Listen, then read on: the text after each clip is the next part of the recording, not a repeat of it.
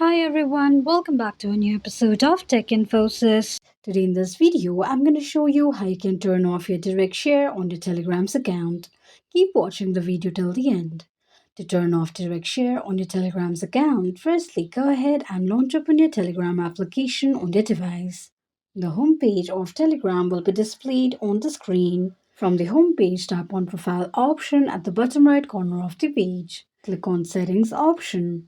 You will end up on the settings page of your Telegram's account. Tap on Chat Settings.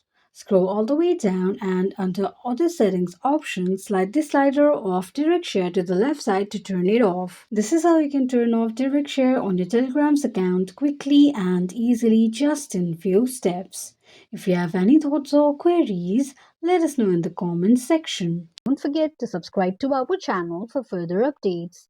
Also, press the notification bell icon so that YouTube will notify you whenever we post a new video. I hope this video was helpful to you. If it was, just go ahead and give us a thumbs up. Feel free to comment down any suggestions or improvements to be made to our channel by commenting on the comment box. We will be looking forward to upload more contents and tutorials on the upcoming video for your convenience. Thank you so much for watching.